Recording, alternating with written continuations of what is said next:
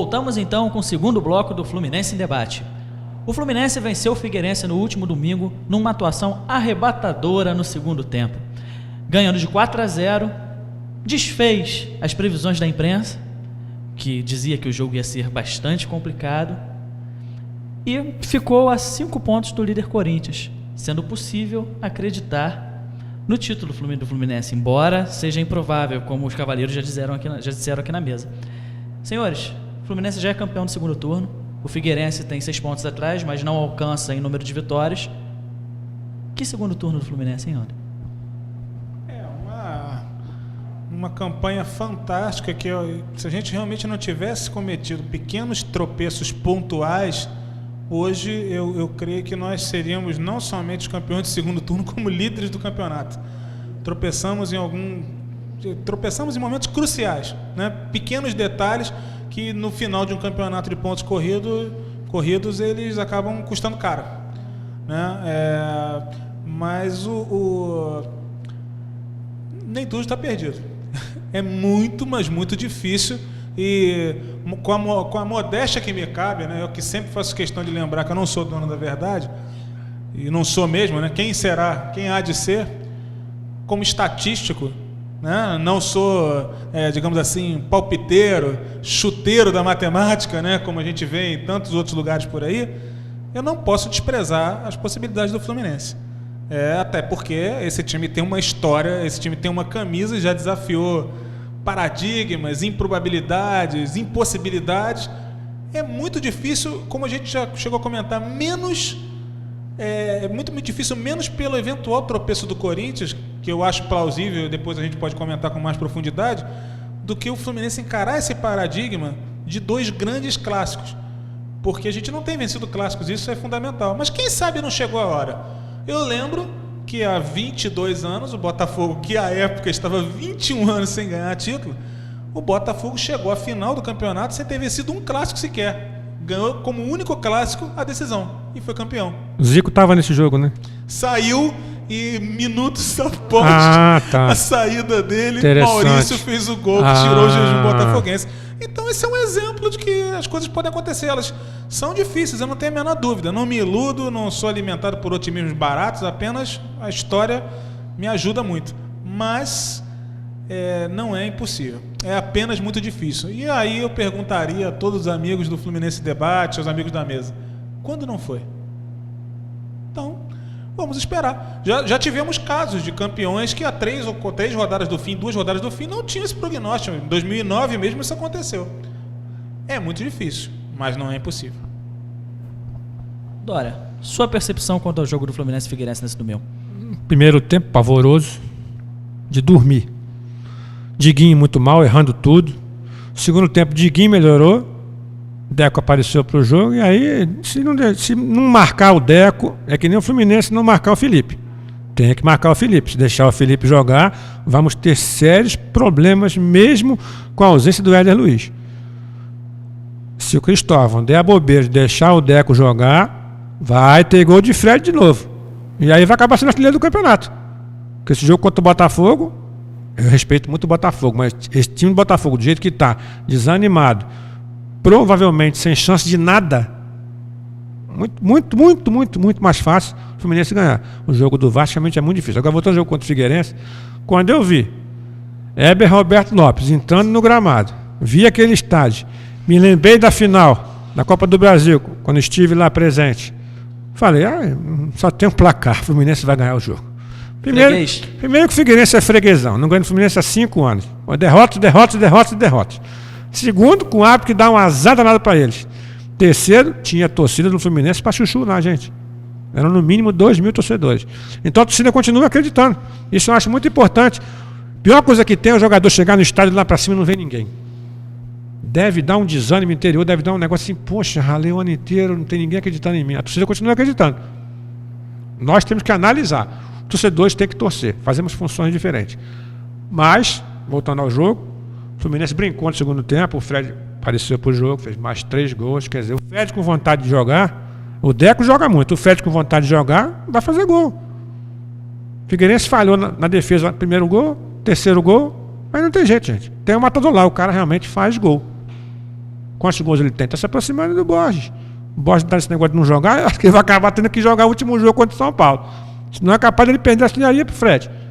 Porque, volto a repetir, se não marcar o Deco homem a homem, o Vasco vai ter sérios problemas com o Fluminense, mesmo com essa escrita do Fluminense suar litros de sangue para ganhar do Vasco. Vide 2010. O Vasco não almejava mais nada e o Fluminense ganhou o jogo, mas tomou um sufoco daquele time pavoroso do Vasco, Vieira.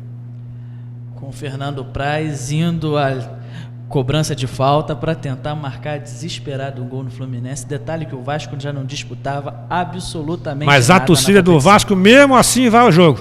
Você pode olhar, se do Vasco está lá, geralmente é maior que a do Fluminense. E domingo, o Vasco disputando o título, com certeza a torcida do Vasco vai ser maior que a do Fluminense. Não gostaria que isso acontecesse. Mas isso é um fato que a gente não pode negar. É verdade. Paulo, o Dória já falou do Deco aqui. Tiveram algumas atuações individuais na partida contra o Figueirense que me chamaram a atenção. Uma delas foi o Carlinhos, que deu uma declaração peculiar durante a semana no Globoesporte.com, que ele disse que às vezes ele realmente dormia em campo. Nós também dormimos às vezes na arquibancada quando ele joga. Está empatada a questão. A diferença é que ele ganha mais de 100 mil e nós não, né? É isso mesmo, Paulo? Olha, além dessa declaração, né, nessa entrevista do Carlinhos, outra coisa que me chamou bastante atenção, e eu acho que até gera uma certa controvérsia para aqueles a quem eu muito respeito, que acham que acima de tudo estar no estádio é apoiar incondicionalmente, sem qualquer falha, mesmo erros gritantes. O mais incrível foi o Carlinhos ter dito que ele melhorou muito depois que ele foi vaiado. Ou seja, se vaiar fez o Carlinhos mudar daquela situação estática para o futebol dessas duas últimas partidas, é melhor a gente vaiar ainda mais. Né? Quer dizer, isso de certa forma gera uma controvérsia sobre os que dizem não, vai atrapalhar. No caso dele, ajudou. Basicamente isso. No caso dele, colaborou. E falando sobre a questão de jogadores e tal, eu queria mais uma vez aqui, eu queria enaltecer a atuação do Deco. A atuação do Deco nessas partidas tem sido fundamental. O Fluminense provavelmente não estaria onde está no campeonato não fosse o passado recente do Deco. É uma pena que a gente não tenha podido contar com ele pelas seguidas contusões.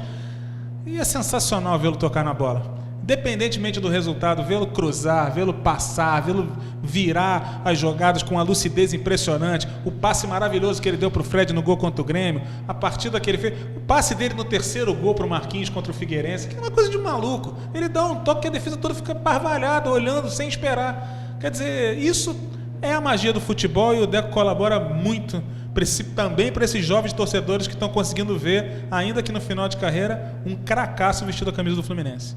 Corroborando o que Andel disse, o mais interessante no Deco, na minha opinião, é a calma.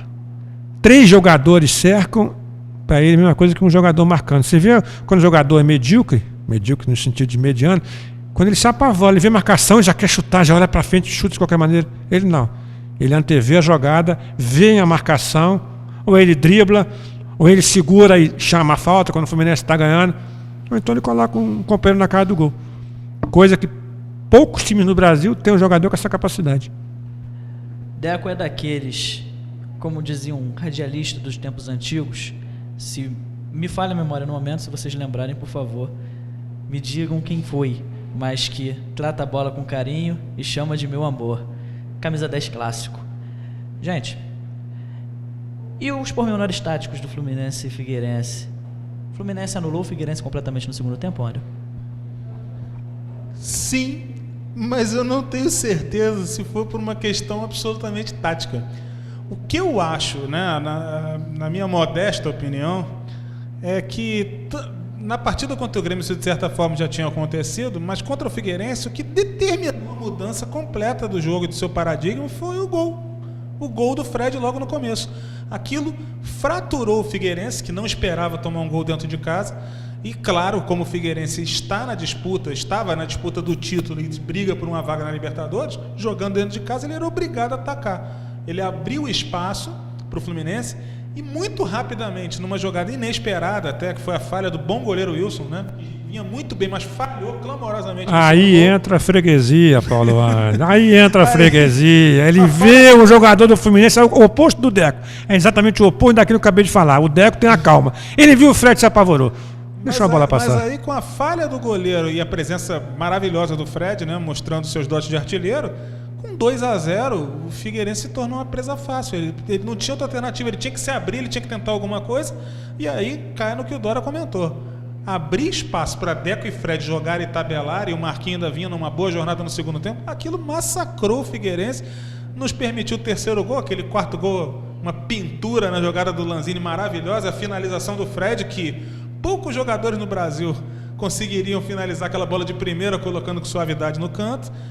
Ou seja, eu não percebi muito a dinâmica tática. Sim, vi a aplicação dos jogadores, o sistema de marcação, enfim. Mas eu entendo que a mudança não foi, digamos assim, o resultado, a mudança do primeiro para o segundo tempo, não foi propriamente porque houve um acerto tático no time, as coisas funcionaram. Não, eu acho que primordialmente houve o gol.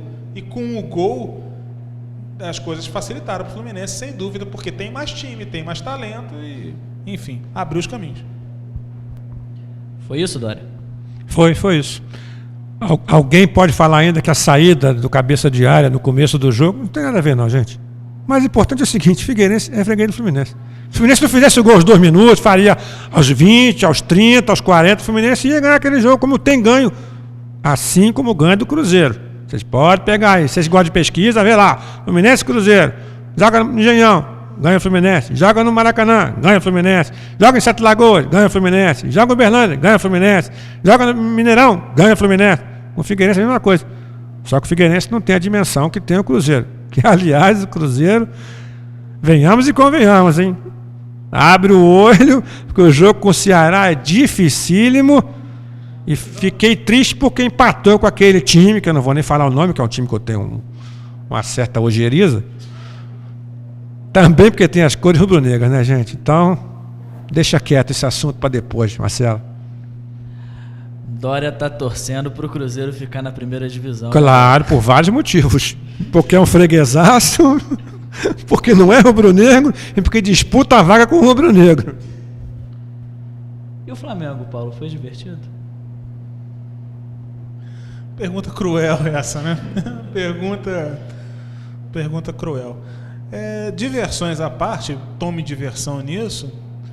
O Flamengo sofre de um problema crônico já há várias rodadas, ou talvez muitas, ou talvez desde o começo do ano, quando a megalomania estabeleceu o patamar de super time que o Flamengo talvez não tenha. Tem um bom time, tem bons jogadores, mas, por exemplo, o que guiou o Flamengo durante quase toda a temporada foi a dupla Thiago Neves e Ronaldinho. Ambos não estão rendendo, o Flamengo arrefeceu. E continua com as suas chances, não de título, né? Porque essa não há tabuada que permita. Mas em relação à Libertadores, tem chances escassas. O Flamengo é time grande, pode, talvez numa combinação improvável também resultados, mas de repente pega a vaga ou a pré-Libertadores. Mas no final acho que faltou gás. O carro, o bonde, né?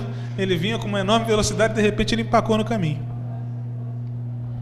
Estamos encerrando agora o segundo bloco do Fluminense Debate.